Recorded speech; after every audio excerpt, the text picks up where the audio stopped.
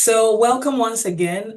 This is the Mastercard Foundation Scholars Program at UBC. We're excited you decided to join us for today's info session, and we're hoping we'll be able to answer all your questions at this point. So feel free to ask any question you have. There's the Q&A function, and there's also the chat function. Before we move on, yes, I would love to introduce myself. My name is Abi Edu. I'm the program manager for the Mastercard Foundation Scholars Program at UBC. Good morning, everyone. Welcome. My name is Shanda Williams, and I'm the program director for Global Campus Initiatives here at UBC. And the Mastercard Foundation Scholars Program falls underneath this scholarship. Back to Abby. Yes, thank you very much, Shanda. So on the next slide, before we begin, please make sure that you remain muted. First of all, this call is being recorded. And so just for you to note, please stay muted throughout the presentation. Keep your video off throughout the presentation. You may use the chat box for general communication and for asking questions. There's also the Q&A at the bottom of your screen. And so if you have a specific question, you can just type it in the Q&A at any point. We would hold all questions till the end. And so if you have any question, we'll go through it at the end, but feel free to type it in the Q&A box as we're going through. If you're having trouble hearing, feel free to rejoin the session. And yes, with that, we're happy to jump into some of the burning questions you might have, talk through what the program is about. So we'll begin with a land acknowledgement today, and a land acknowledgement simply means acknowledging where we are as a university.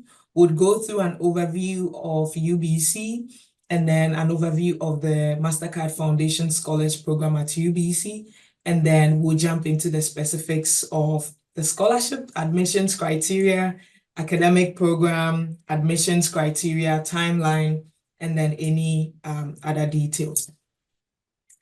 So yes, UBC's Vancouver Point Grey campus, where we are currently located, is situated on the traditional, ancestral, and unceded territory of the Musqueam people. We would like to also recognize that you may be joining us today from many places near and far, and acknowledge the traditional owners and caretakers of those lands. For us at UBC, we use this land acknowledgement to remind ourselves that we are all guests and visitors on the land on which we get to work and also live. And so I see from the chat that people are joining from different places. You can also add in your land acknowledgement from where you are, if there's any land acknowledgement for your location. With that said, I will jump into an overview of the University of British Columbia. UBC is a diverse campus that welcomes students from all over the world. We currently have alumni coming from about 160 countries with a total student population of about 71,000. And majority of these students are actually based in our Vancouver campus, which is where the Mastercard Foundation Scholars Program resides. For international graduate students, we have about 4,353, which is a considerable number. And since the Mastercard Foundation Scholars Program welcomes graduate students, you would become a part of these diverse international graduate students if you get admitted into our program. UBC also offers beyond the academic support and services and just the academic requirements, we also offer extensive student services and support, and that would include career services, both as a student and as an alum. We also have varying clubs where students can get to be a part of, and there are also services like counseling services. And one interesting thing is these services sometimes do not just exists for students. Sometimes even after school, you get to actually be a part and get some of these services. UBC also has on-campus housing for graduate students, which is a very good trade, because sometimes coming for international students coming from, different countries, it's good to have housing already catered for on campus. And this is a service that we also offer as UBC. Moving on to the next slide. What is the Mastercard Foundation Scholars Program at UBC all about? This scholarship, as the name suggests, is funded by the Mastercard Foundation, and it is set to develop transformative leaders on the continent. In the last 10 years, we've been able to support about 171 scholars, and we are hoping to support about 351 scholars more in the next 10 years, which means if you applied last year or you applied this year and you don't get, you get to be able to apply again and again for the next 10 years. And who knows, your chance could be in one of our cohorts or admission cycles. The thematic focus would be forestry, agriculture, water and land management as key enablers of sustainability. And cut across all these focus is data science. We offer a fully comprehensive scholarship. And so one of the questions most of the time we get is, what does the scholarship cover? And the simple answer to this is everything. And so, yeah, the scholarship is fully comprehensive. It covers everything from, your tuition and board to your room and accommodation to your food and stipend and everything. Applications are currently opened, and the deadline for applications is October 31st.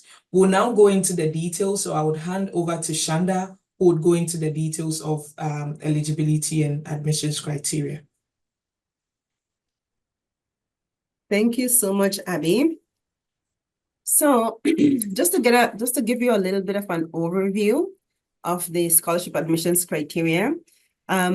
This scholarship is really for students at the graduate level. So it's for a master's degree only. So in order to be eligible, you must have already completed or are in the process of completing a bachelor's degree. If you currently are doing your master's, have completed a master's degree in a PhD, and you're looking to switch your program of study, unfortunately, you would not be eligible for the scholarship coverage. This is the one of the primary criteria of the program.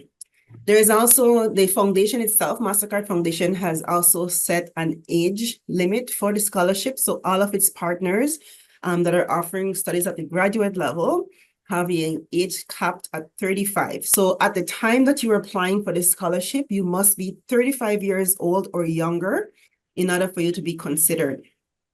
And just to clarify, it's at the time of the application, okay? So if you turn 36 after applying, but you were 35 when you applied, then you're still going to be considered for the scholarship. But if you are 36 when you applied, then of course you will not be considered. The scholarship does offer sort of a eligibility criteria for all individuals from the African continent who are citizens, who are also maybe refugee or displaced person. And so we are expecting to also attract applicants from that specific category. You must be someone who required to have a study permit. So if you are living in Canada already studying, it's going to be challenging for us to consider an applicant who is outside of the continent, who is in Canada or in the US studying, because you needed to also have spent a significant portion of your life on the continent.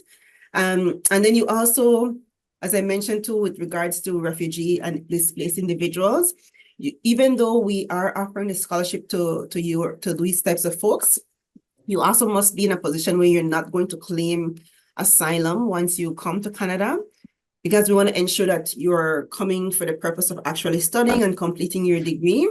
And at the graduate level, if immigration is of interest to you, coming to Canada as a graduate student is a better pathway than to come and claim refugees asylum or protected person status.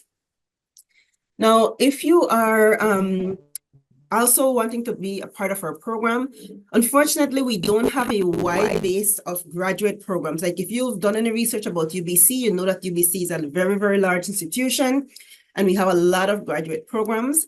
But within our scholarship itself, as Abby has mentioned, there's a specific thematic focus that we have. And so those are the programs that we will be covering as part of this scholarship. We are, of course, really pushing applications from individuals, from women, from people who identify as having some form of disability. And then I mentioned from refugee or displaced individuals as well. And this is also a focus from the Mastercard Foundation in that they are seeing these individuals as individuals who have lesser ability or access to higher education. And so they're looking to then, they have their own goals within their own agenda and their programming, and that has trickled down to their partner institutions. So we want to ensure that we are seeing at least 50% of our applications coming from female applicants. As we mentioned, we have the three faculties or three thematic focus. And so I just wanted to be very specific in laying out specifically what those are, because even within these different faculties, there are additional programs. So it's not all the programs within the Faculty of Forestry. So within the Faculty of Forestry, there's the Masters of Sustainable Forest Management, the Master of International Forestry, and the Master of Geomatic for Environmental Management. This year, we're also launching a scholarship for the Masters of Science in Forestry, which is a thesis-based program, and that is a 2-year program, which is different from all of the other programs, which are up to 1 year of studies here in Canada. In the Faculty of Science, we're only covering Masters of Data Science, and in the Faculty of Land and Food Systems, we're covering Masters of Food and Resource Economics, Masters of Food Science, and Masters of Land and Water Systems. Now, I do want to reiterate, because you know that Canada is a bilingual country. However, at UBC, we only provide instructions in English. So you would need to be prepared to study in English if you were admitted to UBC as a Mastercard Foundation Scholar. In terms of the admissions criteria, each country that you're applying from, within our own system, we have a minimum criteria from those countries. So you should be able to go onto the graduate student website to see what those minimum criteria are. However, most minimum criteria would be somewhere around a second class upper level for your transcript. And so you want to keep that in mind when you're looking at the scholarship. You needed to also have completed courses or have experience in the area that you're studying. So for example, if I studied, let's say if I studied to be a designer, like a clothes designer, something like that, I might not necessarily be applying for a program to come and study in food science, right? Because the subjects that I did in clothes designing and food science are going to be vastly different. So you also want to be able to have some sort of course, or if you can speak to experiences that relates to that program that you're interested in, then that is one of the criteria that you would need to have. The faculties do look at your applications, and so then they will try to see what's that link from your experience or from your academic history. As I mentioned about the second class upper, you need, which is about a B+ average. If you've done any research about UBC, you will know that UBC is a very prestigious universities and one of 3 top-ranking universities in Canada. And we are also among the top-ranking universities in the world. So the average is generally a little bit higher. So you want to make sure that you are, competitive with these other applicants as well. Here, I do want to mention about the language requirement. So with any studies that you might have to do in a North American country, you may be required to provide language proficiency test. If you have studied in an institution where the instruction was in English, please note that you may not be required to provide a language proficiency test. However, if you have not studied with language instruction in English, then you will be required to do this test. So please keep that in mind. And this would be a requirement that goes to your to the program that you're applying for. And we do require that you provide academic and character references. So when you're submitting the application to the scholarship, we do ask for 2 references so that we can get a sense of, who you are, what have you been doing, what are your interests, like, or what they are. And so to see how you as an individual can either fit or stretch or scholarship potential. And so we do ask that you provide those 2 references as part of your application package. Now, I do want to go over a little bit of the timeline. So we're almost finished. We'll have tons of time for questions, but I want to go over a bit of the timeline for you so you have a sense of what's happening with regards to the scholarship. We receive, in a given cycle, we can receive upwards of 6,000 to 7,000 applications for the scholarship. Each year, we only have 39 spots. We have in total, like Abby mentioned, 351 over 10 years with 351 spaces. So when we receive 6,000 applications, it's very much impossible for us to respond to each and every one of you. So you need to be very mindful of our timeline. As we said, the the application closes at 11:59 Pacific Standard Time on October 31st. The portal through which you would be applying will automatically close at that time and will not be reopened for any late applications. If something goes wrong and the application is still open after 11:59, any applications received after 11:59 will still not be accepted. So you need to apply in a timely manner. It's very important that you don't leave your application for last minute. I would say it takes, if you want to submit a good application, I would say it takes at least sitting down for a good hour and a half to really prepare your application properly. So I really encourage you not to leave it for last minute.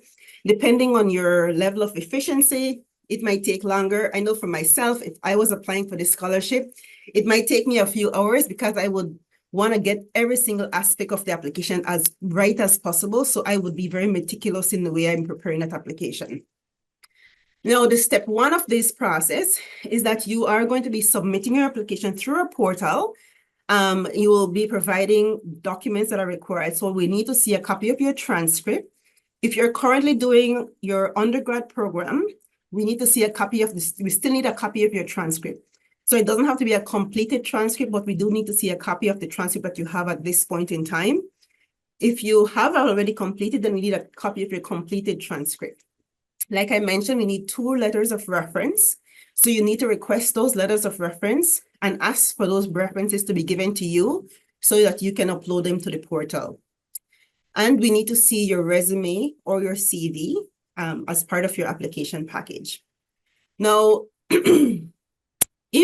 when we go to our step 2, because like I mentioned, we receive so many applications during this process and are unable to respond to everybody's application, the only applications that we are able to respond to is to respond to those who will move to the next step in the process. The next step in the process is that by the end of November, anyone who is considered for a position is going to be invited to apply to their scholarship, to their application, to their program, I should say, sorry, of choice. So if you're interested in MDS, we're going to ask you to apply to the MDS faculty. You have a deadline of December 13th by which to apply to that faculty. Now, once you've submitted your application, or I should say prior to that, when we send you that email, you will be given a fee waiver code so that you do not need to pay your application fee. If you have not been contacted by us, or if you decide that you cannot wait and you apply to the program and you pay your fee, we will not reimburse you. If we were to consider you for the application, we are not reimbursing you. Okay, that's not an option for us to do. So we do need you to wait to receive your notification. If you have not received notification by the end of November, please note that you were not selected then to move to the next step. If you email us to ask us, were you selected? Unfortunately, we will not be able to respond to your email because of the volumes of emails that we receive. So just keep in mind the dates that we are telling you, the deadlines. Now, in terms of step 3, after you've applied to the faculty will then look at your application and then will determine your admissibility to their program. If they think that you are eligible, they will nominate you to us, the scholarship, for us to consider you as a potential scholarship recipient. Once we receive your nomination, we will invite you then to an interview. So at this point, again, another important point. If you've applied to the scholarship, we've invited you to apply to the scholarship, but we didn't invite you to the interview. It means that the program did not select you as a nominee, okay? So please note that this is going to be happening by the end of January. I believe by the end of January, is that correct, Abby? It's the deadline. Okay, so if you applied to the scholarship by December 13th, but by the end of January, you did not get a request for an interview, then you did not move to the next step, okay? Very, very important. Now, once we've done the interview, then we move to step 4. We do have a scholarship committee that adjudicates our scholarship, and they will review your application, they will review your interview, and then they will nominate for the 39 spots that we have for the scholarship.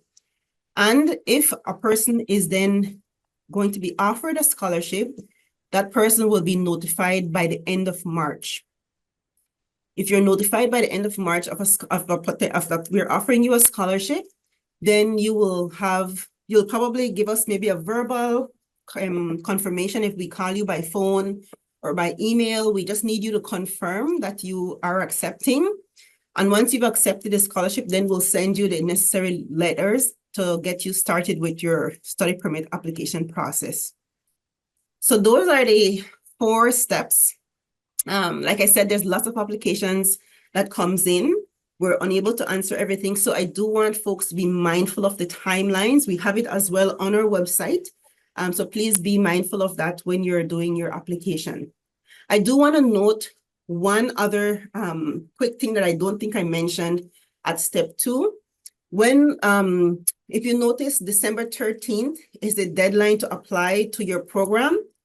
And that is because we have to have an earlier deadline than everybody else because we're adjudicating a scholarship. So if you go to the Masters of Data Science website and you see January 7th as their deadline, and you apply before January 7th, you have missed our deadline, okay? So you need to keep to our deadline because we will not accept an application after December 13th. So we do need you to also be mindful of that. So our posted deadline is going to be different than the deadlines that are posted on the program's page. That's for everyone else. December 13th is for scholarship recipients. Okay, it's gonna move to the next slide. So this is just a quick slide to let you know that there's lots of information on our website. So we do invite you to visit our website to learn more about the scholarship. And in particular, I do want to mention here as well is that what we've noticed over the years from scholarship recipients is that they arrive in Canada. Please mute yourselves if you're not muted, because we do need to, we're recording, so we want to make sure that the recording doesn't have too much feedback. Thank you. So what I was going to say is that we've seen over the years applicants who apply to the scholarship because, oh, this is a great scholarship, it's study in Canada. Once I get it, I'm just going to go. They get it and they come to Canada, and there's a big shock that they experience because they haven't done any research about what UBCs are like, what UBC is about, what UBC has to offer in terms of their own personal expectations and requirements, what Vancouver is like in terms of the diversity. You will hear that Canada in general is a diverse country. BC, British Columbia, is a diverse province. Vancouver is a diverse city, but it's not the diversity that you would want to expect, that us as Black people expect. So we do have individuals from a lot of different countries, but sometimes when you're looking for food from your own country, it might be hard to find. So if you're thinking about applying to UBC, please do your research so that you come prepared in a mindset to know what you're coming into, not just from an academic perspective, but also from a personal perspective. How are you going to live here? What is it like? What the weather is like? What are people like? What's the food like? Those kinds of things. So, but in general, from a scholarship perspective, please do visit our website to learn more. You can go to prospective scholars and hit apply if you want to look at the details of the scholarship as well, to ask about to see the different criteria and the application itself. But we do encourage you to visit our website when you can. So at this point, Abby and I are going to have a look through the chat to see if we've had questions. We will likely pause. I don't know if we're going to pause the recording at this point, but we are going to take questions from you all. But I know folks might have been putting questions into the chat box. So we do want to address those questions first, and then we can move into some additional questions. Now, before we actually, Abby, before we move to the questions, let me just quickly, there's about 124 people here. Let me just quickly launch a poll. We just have two very quick questions that we wanted to just ask you, if you don't mind answering these two quick questions for us. And I'm just going to launch this poll. And oh, it looks like people have been answering. There are answers in the poll. So it looks like folks have answered the poll. Okay, perfect. And relaunch it so that those that joined later can also. Oh, so did you relaunch it just now? Yeah. Okay, perfect. All right. So then let's look at the questions. Are you going to record questions as well? We can pause the recording Yeah. and then go through the questions. There are a few that have come up, so I can read them out. Okay, so I will just stop so share screen for now to make it easier for us. And then I will, yep. So And feel free to answer the poll. If you haven't, feel free to put in your answer.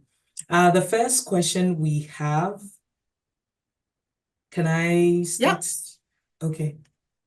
The first question is, as a displaced individual, I do not have the document that proves that I am a displaced person. Will that affect my application process? It doesn't affect the application process itself, but at some point you do have to have documents that verifies that you are displaced.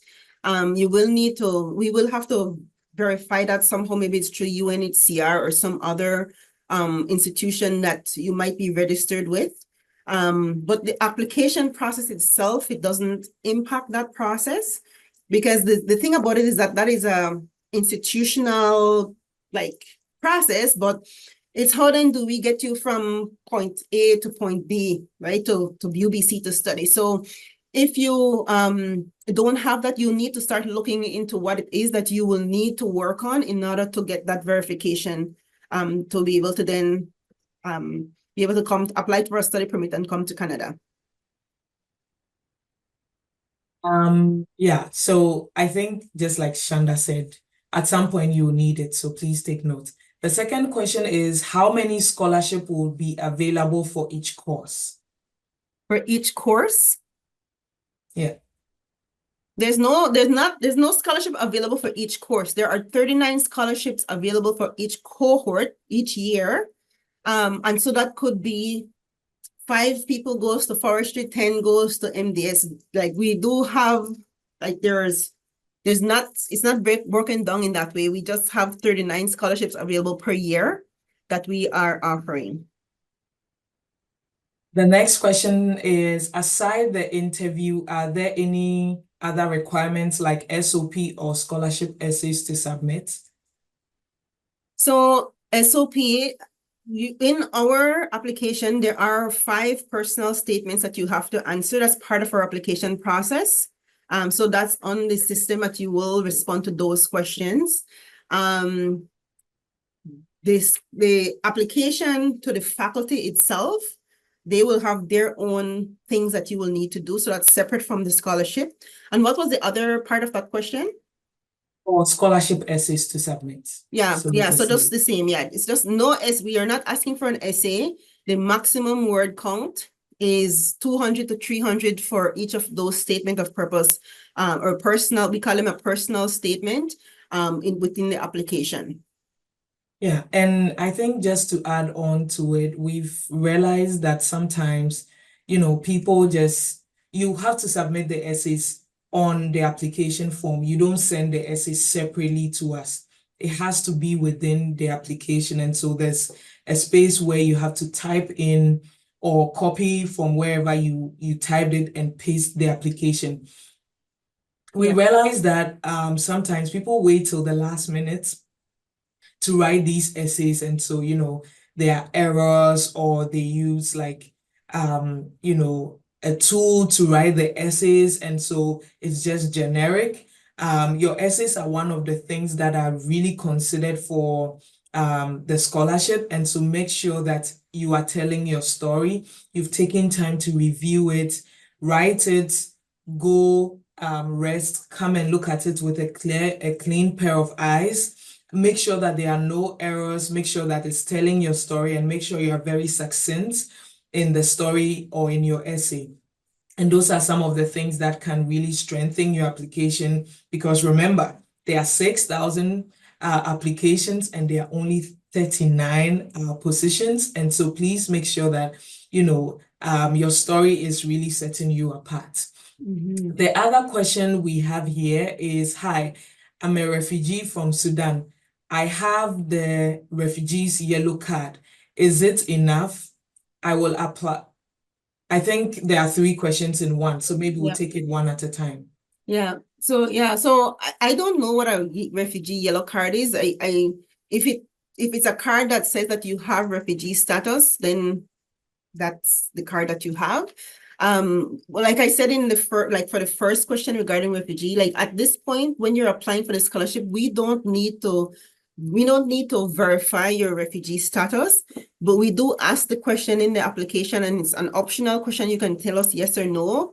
We don't verify your refugee status at the time of the application so the first step. But as we're going through the process, we will need at some point to verify your information so that we can, because working with a refugee applicant is different than working with someone with a non-refugee applicant or non-displaced person. Unfortunately, the processes are a little bit harder. So you want to make sure that you're providing information in a timely manner that we can support you in the way that we need to support you. So that is the answer to that question. And I will make one comment. Someone is sending me a direct message. I will not respond to direct messages. Please send them in the group chat, because I'm looking at the messages and we're answering questions that are in the general message. If at the end of the session today and I see a direct message, I will see if it's something that I can address, but please send them in the group chat. And what that does too is that it helps that if someone else has the same question, you're not all asking the same questions over and over. Okay, Abby. Feel free to also use the Q&A box at the end. You can use that, or you can actually send it in the chat to everyone so that we can monitor your questions. The other question, there are 3 questions here. Yeah. So same refugee asking about, I will apply for master's degree. Do I require my secondary certificate in English? No, you require your bachelor's certificate in English. So you need to have studied, like we need to see your bachelor's degree. That is the primary criteria for a master's program, is to have had a bachelor's degree. A high school is normally for bachelor's studies, but if you're studying at the master's level, we need to see your bachelor's degree. And the last question is, he or she is asking if their reference can be professional. Yeah, you can do one. I would recommend to anybody to do at least one professional reference if you are able to do so, and one character reference. But really, you can get a reference from anyone. But the person cannot be related to you. So please keep that in mind. Like with any scholarship that you apply to, you can't ask your sister, your brother, your uncle, your auntie to give you a reference. But you do want to you want to make sure that you're getting a reference. I think Abby mentioned this just now. You want to make sure that you get a reference from someone who can speak to your character, can speak to the passion that you have for the work that you want to do, can speak if you're doing some sort of community engagement kind of program, you want to have someone who can speak to those things about you. So you're not going to go and ask your brother to write a reference for you who, they're going to say wonderful things about you because they're your brother, but you want to have somebody who has a very objective view of what you're doing and who can really give you good advice as well. So make sure that when you're getting those references, you're getting references from people who can really reflect on your journey so far and can really give you strong references. Yeah, and because this was coming from a refugee, I would add that if, for example, you are living in a refugee camp, you can ask some of the UNHCR or some of the officials within the camp to actually write a reference for you, and they would be happy to write, because we recognize that maybe you are coming from a place where you can't access a reference letter from your academic institution. And so it's okay to use a reference letter from some of the officials within the camp where you are, because they can also speak to your leadership. Maybe you volunteer to support others within your community, they can speak to it. And so you can use some of those leaders, community leaders as your references. The next question we have is, on the foundation's application website, it is stated that the personal statement will not be accepted in essay form. I would appreciate your clarification regarding what this means. Could you provide insight into the desired format and structure for this part of the application? I think we've answered this question. So you can submit it separate from your application. There's a section in the form online where you actually type, or if you typed it in Word, you can copy and paste. So I think that's answered. Don't submit it over email or in another form. It has to be with your complete application. Yeah. Maybe just to add to that as well, Abby, each question that is part of the personal statement, you're answering that question. When you write an essay, your essay, each paragraph ties within each other.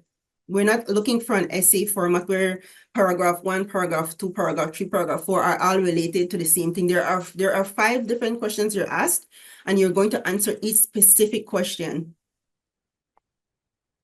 Yeah, someone is also asking if they can apply with a completion letter and transcript without having their final certificate, since they wouldn't be finishing by until December, and their certificate only comes in January. We don't ask for final certificate, we ask for a transcript only. So you can just give us a transcript, because for the scholarship, you give the scholarship a transcript. When you're applying to the university, they will need a final official transcript, and they have their own process of how they're going to require that from you. But for the scholarship, just provide the transcript that you have. We don't need a completion letter. We don't need your final certificate. The next question is around, is there any particular format for resume? No, it's a resume. We don't have a format for resume, but one of the things I would recommend is do a quick search on what sort of resume is acceptable for applying for a master's program, right? And use that. The other thing is, make sure once again you are checking for errors, you are checking for formatting the resume. Like when someone picks it and they are reviewing, they see it on a high level, there are no errors, things haven't shifted. And so make sure that you are submitting a resume that meets the standard of someone applying for a master's degree. And I think that question has come up a lot. And so for all those asking for specific formats, do a quick search, UBC, I think you might come across some resume template or format for UBC that is acceptable, and then you can use that. The next question says, hi, Abhi and Shanda.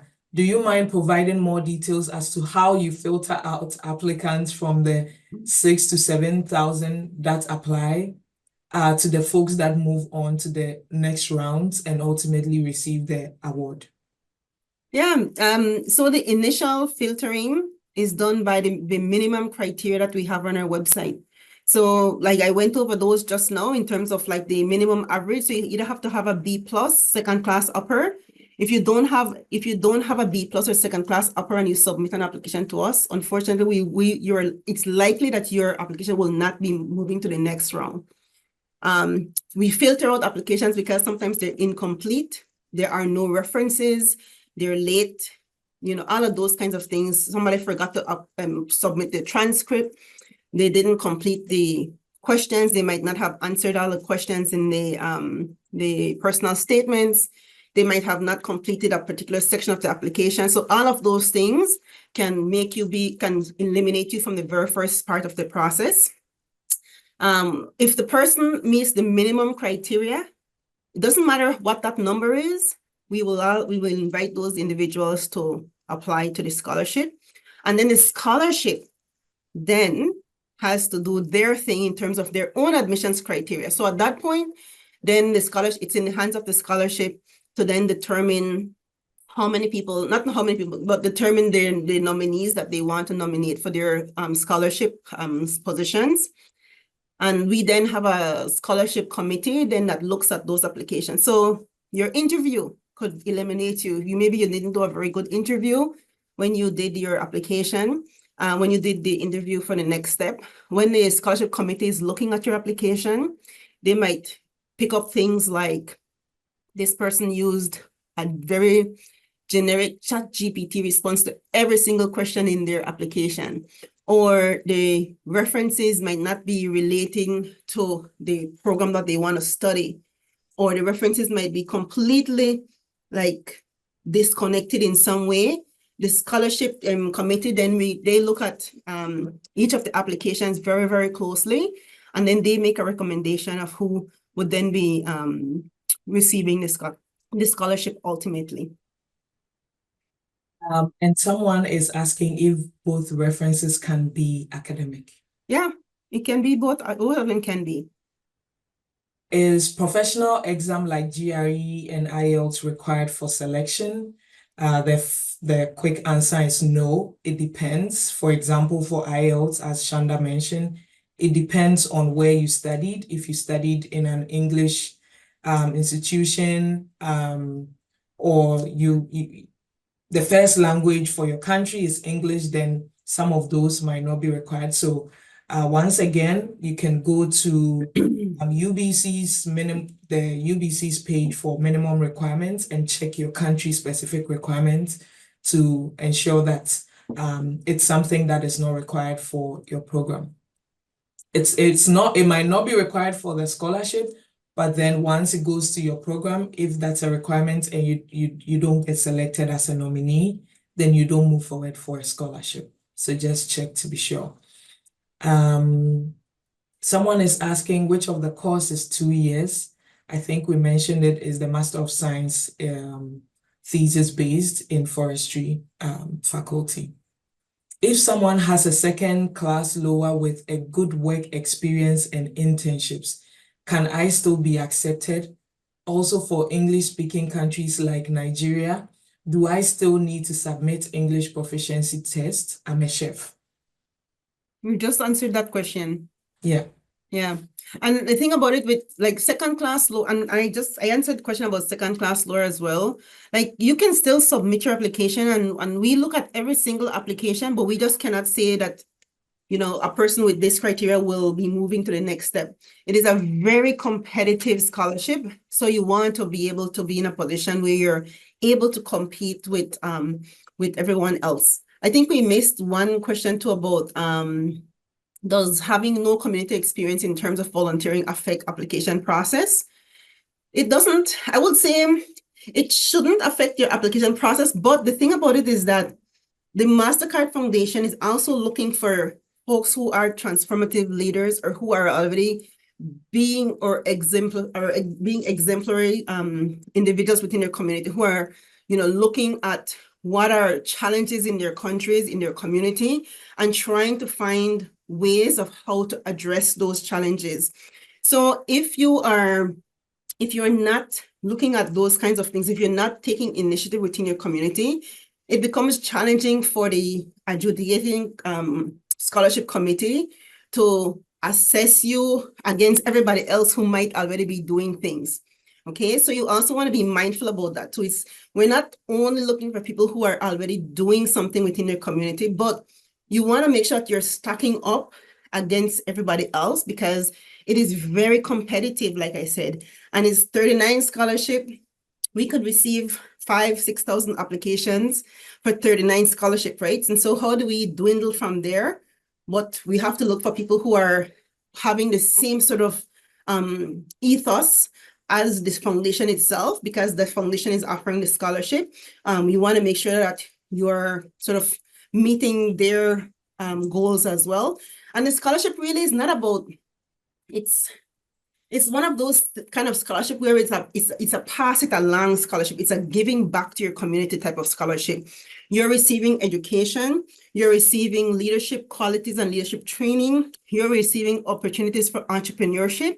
And if you're not doing anything else, if you're not passing that along into your community, then it's defeating the purpose of the Mastercard Foundation goals as well, right? So we're looking for those individuals who want to make a difference within their community.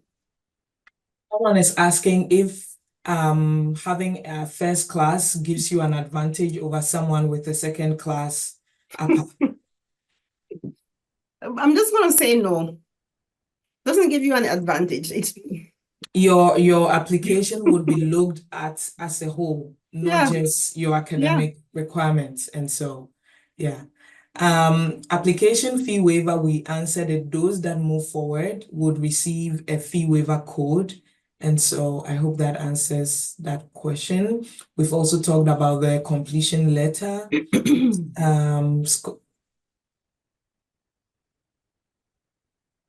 So someone is asking what happens when one mistakenly submits an incomplete application. You would unfortunately not be moved on because incomplete applications do not move to the next round. And so make sure that you check everything, you go over everything and make sure you are answering every question in your application. Hi, everybody. I'm so sorry. We're just answering questions right now from the... Please feel free to type your question in the chat, and then I would read it out because there are a lot. So I'm just going through to make sure that every question, and some are repetitions. So if we've answered it, unfortunately, we'll just skip it because it's the same question. There's a question about, do we have to secure a supervisor in applying to the faculty after getting the scholarship? So if the only scholarship that requires a supervisor is the one for the thesis base, and we're managing a slightly different process with that particular scholarship. There are only 2 spots for that scholarship because it's the program, the overall scholarship itself is not meant to be longer than 1 year. So we have 39 in total scholarship, but 2 of those 39s are meant for this thesis base. But we are working with the faculty to support, once a person has been identified as a potential eligible scholarship recipient, then the faculty will connect faculty with those individuals with potential supervisors. So there's a process for that. So you don't, at this point, when you're applying, you don't have to go seeking out a scholarship or a supervisor, but it's only for the Masters of Science thesis base in forestry. Someone is asking, they are completing a senior 6 this year, if they are allowed to apply for the scholarship. They are from Uganda. If a senior 6 is a bachelor's degree, yes, the only thing you need to have as part of the requirement is a bachelor's degree. I don't know what the senior 6 means in your country, but if that is a bachelor's degree, yes. If not, then the answer is no. I encountered an issue while filling out my application. Each essay question states a word limit of 200 to 300. However, the text box allowed for less than that. Could you please clarify the correct word limit and advise how to proceed given that challenge on the platform? So I can quickly answer that. If you did, I think some people had issues, some people didn't. Clear your cache, refresh, and try to put in your essay again. It should work for you because it's worked for a lot others, and a lot of people have submitted the applications already. And so just refresh and see, or clear your cache. Maybe that would help. Yeah, and that should help you to be able to submit. The next question says, can I use my academic experience in terms of what I've been doing during my academic years to contribute and bring change within the institution for community experience? I can also answer this. So if by academic experience, it means maybe how you were like extracurricular activities, then yes, you can talk about that. So let's say during your time, you were part of a club, you volunteered in XYZ, you did something within the community and you were still a student, then it qualifies as something you did or as a community experience, and you can talk about it. What if your country requirements need to have a distinction to apply and you have a credit or pass? Is it possible to apply? Quick answer is no. Make sure you meet that country requirements, and so go check for those country requirements. So what did you mean by for personal essays, essay format is not acceptable? Which format is acceptable? I think the answer to that is don't submit the essay outside of the online application. Don't send in a PDF or a Word. Don't email it to us. Submit it on the face of your application. There's a text box where you're supposed to submit it. I think all these questions have been answered, so I'm just going to go through. Oh, there's one, Shanda, you can take this. Does the transcript have to be an official copy? No, the scholarship doesn't need an official copy of your transcript. Your transcript, like I said, if you're in your undergrad now, we can get an incomplete transcript to have a look at now, like where you're at this point. But we don't need an official transcript, but you will need an official transcript if you are selected to move to the next step. And that is going to be a requirement from the faculty when you're applying to their program. But the scholarship does not need an official transcript. This question in the application form, one of the questions asked about academic classifications such as first class, second. If you attended a university that didn't use this classification, we use, and they said in their institution, they use percentage. How do you answer this? I think there's another option, right? There's another option, and you can add your grade in there. You can add your, if it's just a letter classification, you can put it there. So we gave you those first class, upper, lower as an option for easy selection very quickly. But there's also an other that you can write into as well. Yes. So choose other, and then once you choose other, you can actually put your percentage. And then that should answer for that. There's also the option where for a lot of those, if you go to the country specific requirements, you could see what it translates to. And so if you want to also check that equivalence and select that equivalence, then you can also do that. I think we've answered a lot of these questions. So I'm just gonna go through and see if there are any new. There's a lot of questions about how many scholarships for this master's degree. We are taking 39 for a cohort. We don't have a breakdown for you as to how many for each course or each faculty. It's 39 per year. Can your recommender send their recommendation directly to the team? If so, how? The preference is that the recommendation letter goes through the scholarship portal. So please have them give you the recommendation letter, and then you can upload that letter to the portal. We are not accepting anything outside of the portal simply because it'll be too challenging to track. So we do need all applications to be complete and to be done through the portal. So someone is asking about timelines and admission cycle. All those are on the website. And so take some time to go through the website. I see this mistake people make where they submit the application and they've not even gone through every detail on the website, what the scholarship is about. All those things help to provide you clarity when you are submitting application, what the expectations are, even how to go about, your essay. So make sure that you go through the website because some of the questions you're asking are all on the website. And so please take time to visit every page on our website and go through it.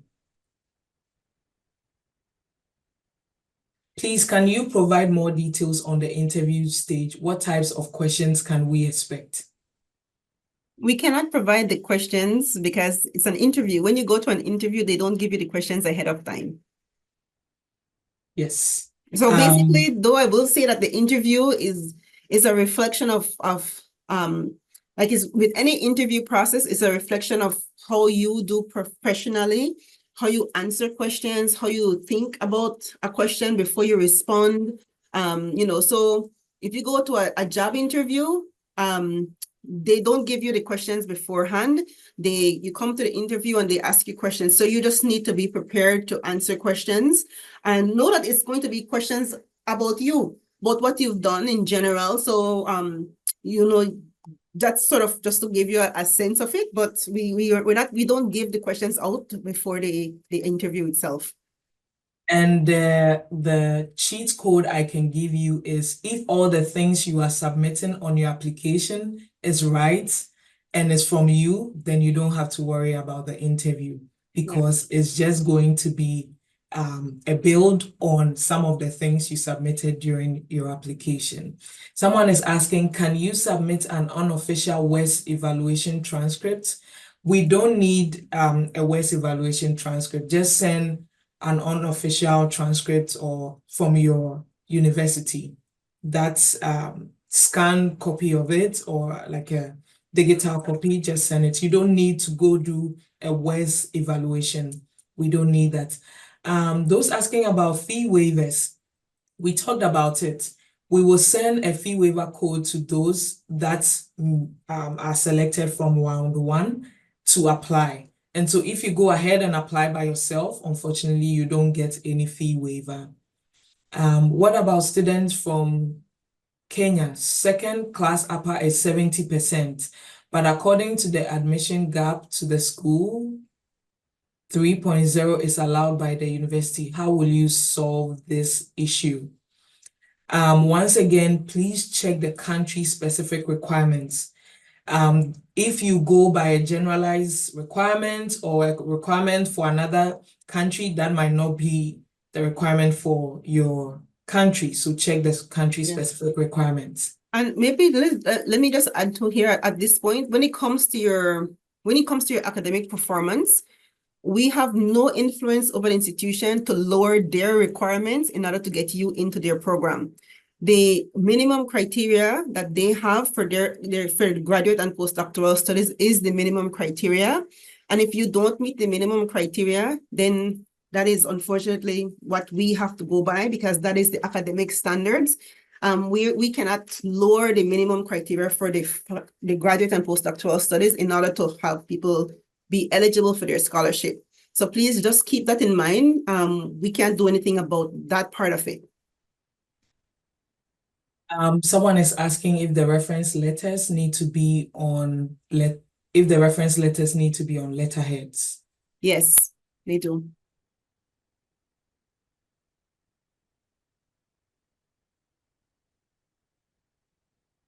A lot of the questions are repetitions, so I'm just going to skip those.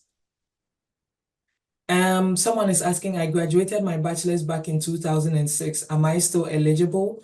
If you meet all the other eligibility requirements we talked about, age, etc., then you can go ahead and apply. So once again, check the eligibility requirements and make sure that you meet them. The word limit on the platform is character-based. Okay, someone is just giving clarification. Is it only 3 faculties we cover? Yes. Bioscience, no. It's just the ones on the website. So once again, go to the website. Don't ask questions around programs that we've not mentioned. It means it's not part of the scholarship. Is there a place to submit a portfolio? I'm not sure what you mean by submitting a portfolio. Let's say examples of your works and all those, but if you're able to capture those in the essay, that would be amazing. Apart from what we are asking, we don't take any other documentation. It's supposed to level the playing field, so everybody is submitting the same things through the same portal. We aren't going to give preferences to anyone to submit maybe through an email, portfolio, and what have you. So just make sure you're going by what we have. I know we still have some time, so I'm just going to go through and see if there are any new questions.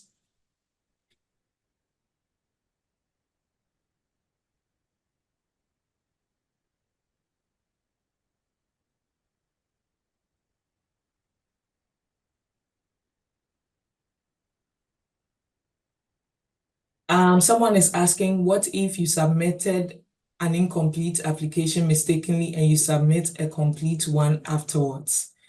Well then, if it comes within before the deadline, we're going to look at the complete application. But once again, don't be in a hurry to click submit, because you can basically go back and look at your application and edit and do all those. You don't want to have double applications, because then sometimes it might just be at a disadvantage instead of an advantage. So make sure you're submitting one full complete application. But if you mistakenly click submit and you want to redo a new complete application afterwards, yes, you can go ahead and do that.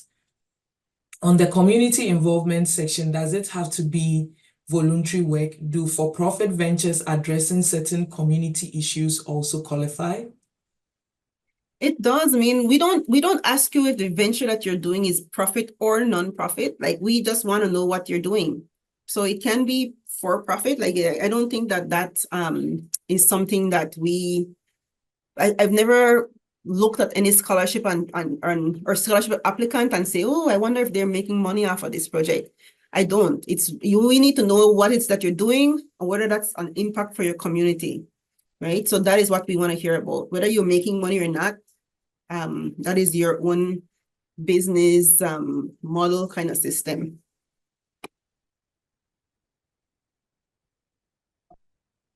So I think the question on the essay and character, once again, clear your cache, format, and see. The thing is, as someone is saying, it's limiting to 1,200 characters, which is relatively less for 300 words. So clear your cache, refresh, and submit your application. Whatever the limit there, make sure that you meet it. That is, the best way I can answer this question for you. Unfortunately or fortunately, people have been able to submit. And so if it means limiting it to whatever character limit is there, please go ahead and do that and submit your application, because we've already received hundreds and hundreds of applications.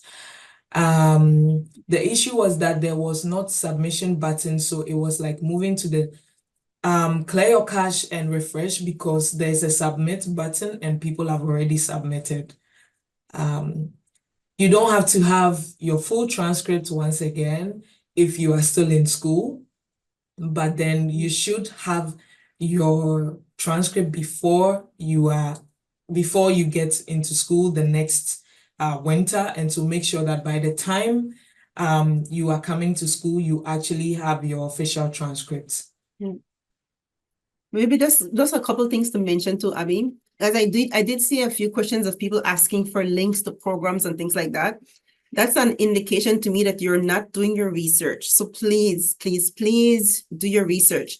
If you visited just our website where the scholarship information is, we have all the links to all of the programs that is part of the scholarship.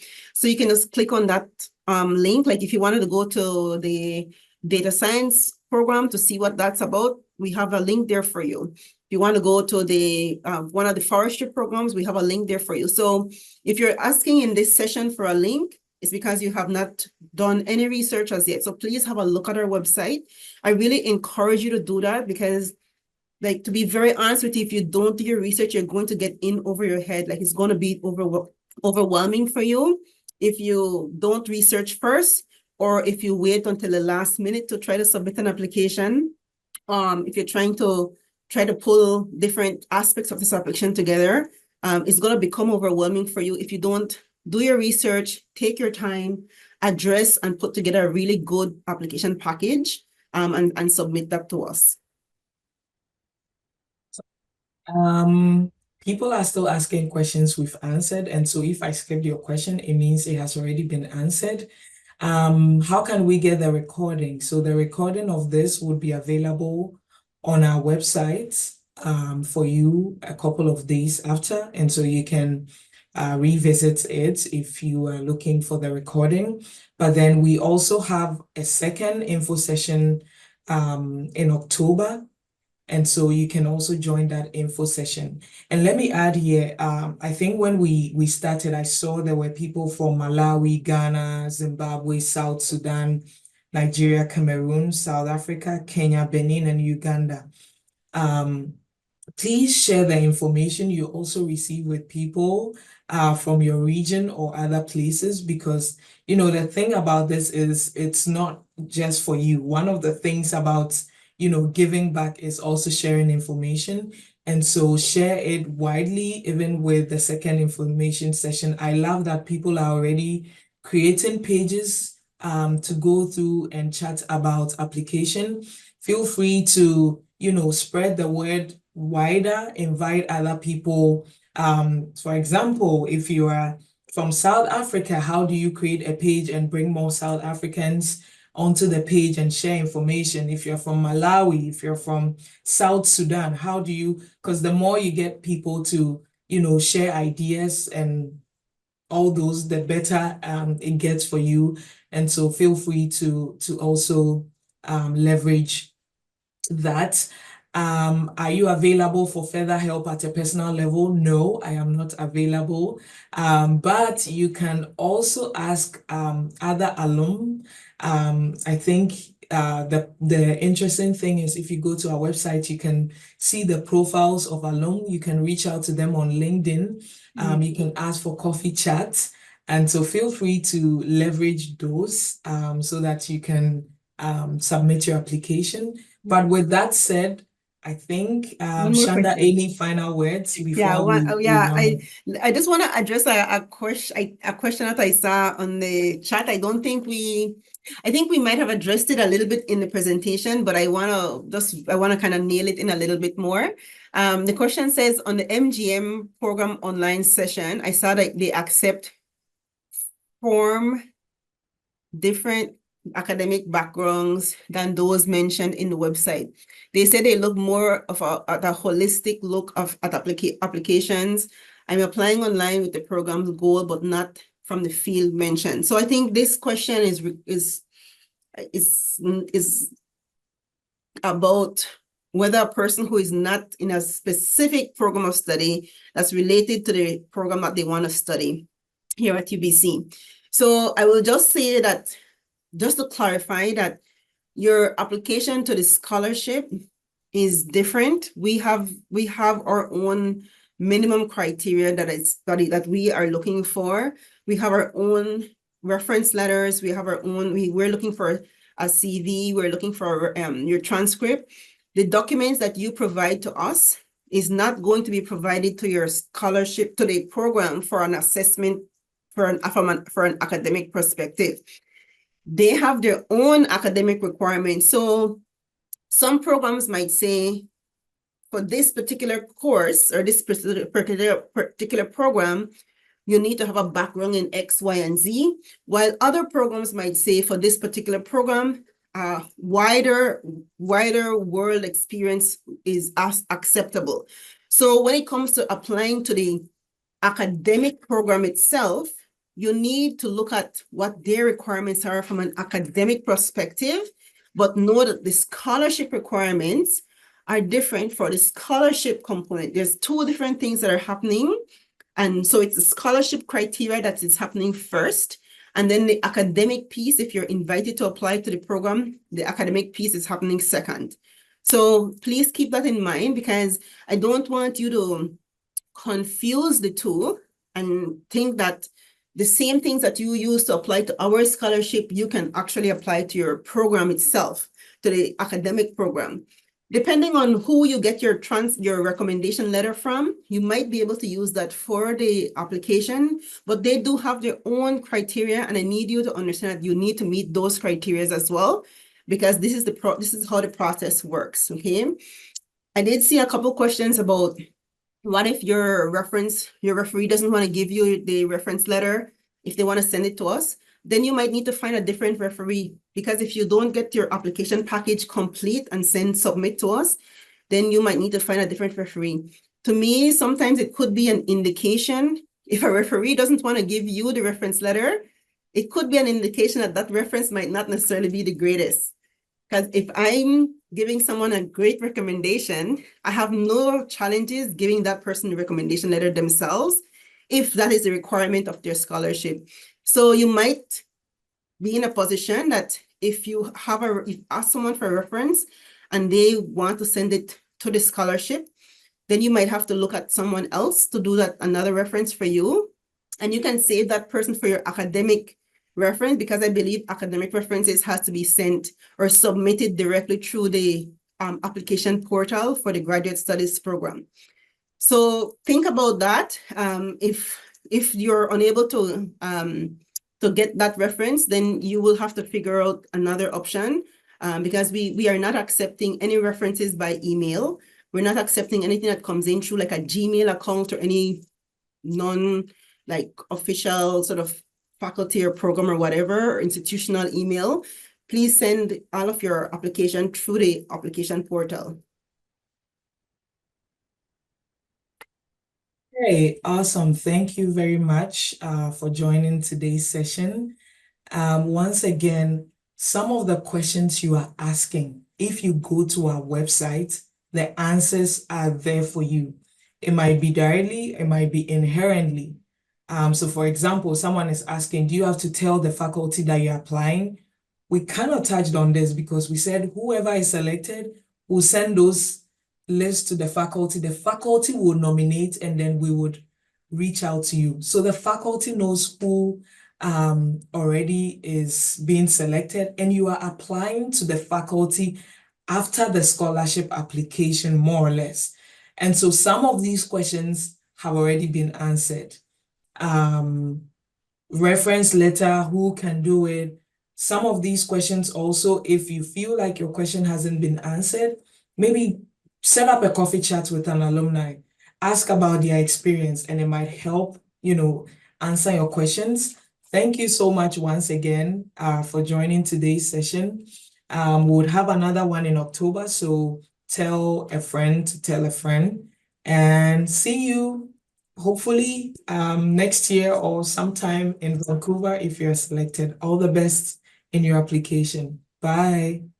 Thanks, everyone.